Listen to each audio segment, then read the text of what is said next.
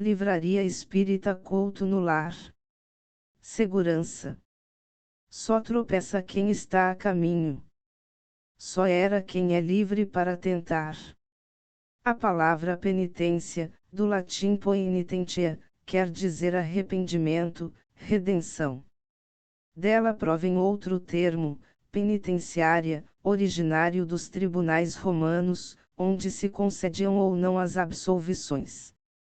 Por estranho que pareça, penitenciária não tem hoje a mesma significação etimológica que se esperaria, ou seja, lugar onde se redime a falta cometida.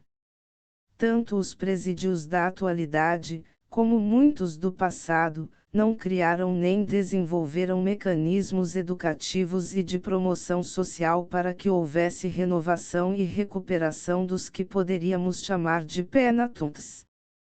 De modo geral, o prisioneiro fica mais perverso e corrompido depois de ingressar no presídio, lugar que deveria ter como finalidade única o reajustamento moral do ser humano. São paradoxos do grau evolutivo de nossa humanidade. Reflexionando sobre essas questões, talvez possamos redirecionar os conceitos que envolvem celas e penitenciárias para outros níveis de compreensão e reestruturá-los em novos pontos de vista. É interessante observar que indivíduos presos por vários anos, quando ficam fora dos muros da prisão, começam a sentir medo e enorme insegurança quanto ao futuro. Na cela, esses homens se viam seguros, recebiam invariavelmente alimentos, roupas e agasalhos. Ao deixarem o cárcere e entrarem em contato com outras pessoas, com a comunidade, enfim com as intempéries do cotidiano, a realidade para eles tomará outra dimensão. Se antes possuíam uma fictícia certeza e não se preocupavam com o dia de amanhã, agora vão recomeçar, libertos, uma nova etapa existencial. A liberdade nesse instante, porém, lhes trará os imprevistos comuns da vida livre e, por consequência, inúmeras hesitações e ansiedades. Fora da prisão, têm de trabalhar para suprir as necessidades básicas, então surge o receio de não conseguirem saciar a fome, de não possuírem um teto que os abrigue, pois, doravante, precisam usar o senso interior e guiar-se por si mesmos. Necessitam prover o próprio sustento, o que, nessa conjuntura, gerará temores e desconforto. Intimamente também somos assim. Presos durante anos na cela do ego, vivendo em um cubículo supostamente seguro, sentimos muita estabilidade e bem-estar. Abrindo mão de nossa verdadeira liberdade, por preferirmos a falsa proteção da cela interior e algumas migalhas de um conforto rotineiramente fugaz, não saímos da prisão onde nós mesmos nos encarceramos.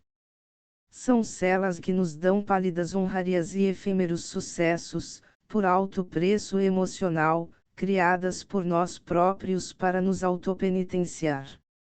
Muitas pessoas acabam num inferno íntimo por não se libertarem do apego, da culpa, do orgulho e da mágoa.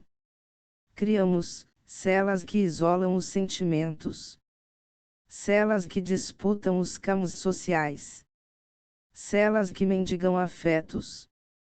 Celas que disfarçam o perfeccionismo. Celas que sustentam o fanatismo religioso. Celas que confinam os bens alheios. Celas que ambicionam o poder público. Celas que estimulam a luxúria. São inúmeros os cárceres que parecem confortáveis. Conquanto disfarçados de veludo e móveis refinados, perfumes e joias caras, não deixam de ser prisões que confinam a alma, impedindo-lhe a expansão da consciência. Sair dos grilhões mentais ou da cela egóica não é tão fácil. Somos conservadores, acomodados, e estamos tão sujeitos a uma robotização de hábitos que nunca adquirimos um duradouro conforto psicológico. Sem nos darmos conta, pagamos um preço elevado por algo que as normas sociais dizem ser seguro e garantido. Abandonar as algemas que nós mesmos nos colocamos e nos dar autoabsolvição é o que mais precisamos no momento atual. O homem verdadeiramente liberto sabe que sempre estará correndo riscos e, por consequência, nunca terá absoluta segurança. Só tropeça quem está a caminho. Só erra quem é livre para tentar. A vida é um processo dinâmico, não pode ser predeterminada segundo nossa diminuta visão evolutiva. Ninguém tem condições de afirmar com plena certeza o que acontecerá amanhã. Nas estradas das múltiplas existências, caminhamos com 1001 incertezas. De conformidade com os ensinos dos nobres emissários da codificação, só Deus é soberano Senhor e ninguém o pode igualar, pois até mesmo as entidades superiores que alcançaram a perfeição absoluta não possuem o conhecimento completo do futuro. E prosseguem afirmando que o espírito vê o futuro mais claramente. À medida que se aproxima de Deus, podemos até entender o porquê de alguns dizerem que a liberdade vem acompanhada de certa dose de insegurança. De início, quando começamos a viver fora das quatro paredes do ego, fora das grades da falsa estabilidade, podemos sentir vacilações, incertezas e até muito medo. Retomemos o exemplo da cela. Os detentos usam roupas padronizadas e não escolhem sua alimentação. Escolher suas vestimentas e optar por determinadas comidas são vantagens primordiais de quem conquistou a liberdade.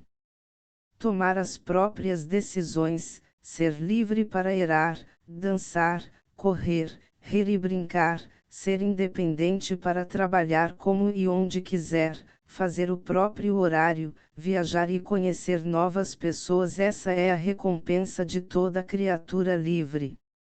O que você quer? A segurança da cela, uma bela prisão onde possa viver sem nenhuma consciência, ou a insegurança sadia, ou seja, viver por si mesmo, utilizando a direção que a força e o potencial da alma lhe dão em forma de senso interior.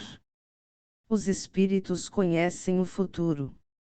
Isto depende ainda da sua perfeição. Frequentemente, eles apenas o entreveem, mas nem sempre têm a permissão de o revelar. Quando o veem, parece-lhes presente. O espírito vê o futuro mais claramente, à medida que se aproxima de Deus. Depois da morte, a alma vê e abrange, de um golpe de vista, suas migrações passadas, mas não pode ver o que Deus lhe reserva. Para isso, é necessário que esteja integrada nele, depois de muitas existências. Os espíritos que alcançaram a perfeição absoluta têm o conhecimento completo do futuro. Completo não é a palavra, porque só Deus é soberano Senhor e ninguém o pode igualar. Fincar-se numa só linha de pensamento ou corrente filosófica pode parecer a maneira mais segura de viver, contudo é a mais infantil delas. O universo infinito é constituído de número incalculável de mundos que se intercalam e se interligam uns aos outros. Nosso planeta representa uma minúscula nave estelar percorrendo o cosmo.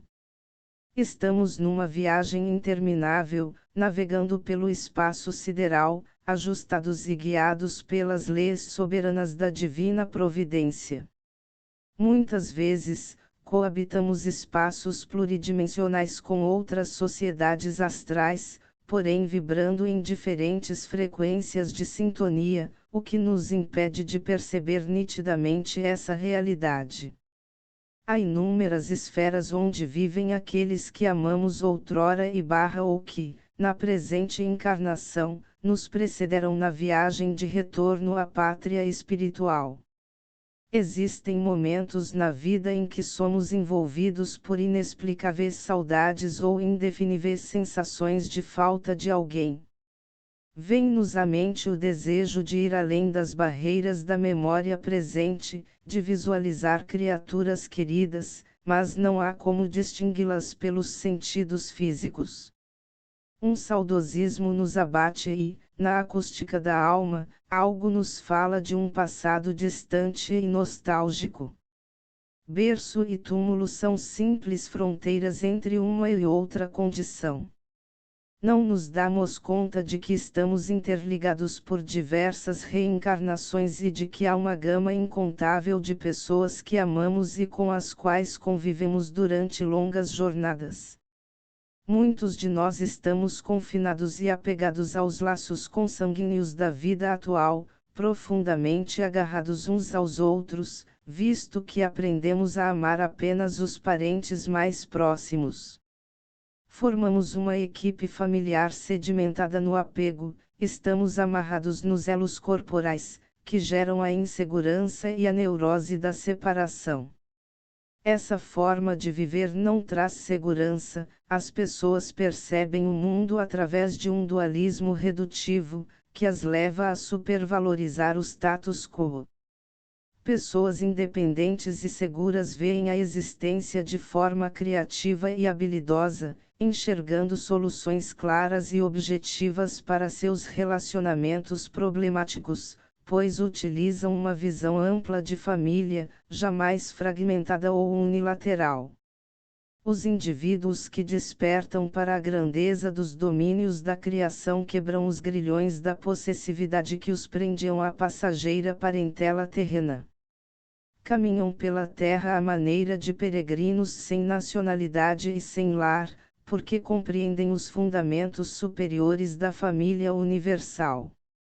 Contemplam a nave terrena sob o impacto do progresso espiritual e observam a transformação que altera os rumos dos seus habitantes, companheiros de jornada, por meio da lei da reencarnação. Disseram-lhe: eis que tua mãe, teus irmãos e tuas irmãs estão lá fora e te procuram. Ele perguntou: quem é minha mãe e meus irmãos? Repassando com o olhar os que estavam sentados ao seu redor, disse: eis a minha mãe e os meus irmãos. Quem fizer a vontade de Deus, esse é meu irmão, irmã e mãe. Quando amadurecemos, não damos importância apenas aos valores e princípios éticos assimilados individualmente no convívio do atual vínculo familiar ou religioso, mas também aos valores e princípios éticos de cada ser humano. Temos muito a aprender com os outros, precisamos respeitar a realidade de todos e lembrar que grande parte do mundo está fora de nosso campo de visão. Todo extremo leva-nos à insegurança, já a segurança está no meio dos extremos. Ao ampliarmos nosso nível psicológico e espiritual, observaremos a vida pela ótica da pluralidade das existências e constataremos que tanto o amor como o ódio atraem as almas antes, durante e após a sua encarnação. Quantos pais e irmãos já tivemos? Quantos cônjuges e filhos compartilharam conosco o mesmo ambiente doméstico? Quantas criaturas, em número bem maior que o de hoje, já trocaram conosco ternura, atenção e desvelo? Se fizéssemos uma equação simbólica a fim de conhecermos melhor a imensidão de entes queridos que já desfrutaram conosco o mesmo ambiente de afetividade, poderíamos ter uma noção mais apurada da família universal ou da quantidade de afetos que iremos encontrar um dia no mundo astral.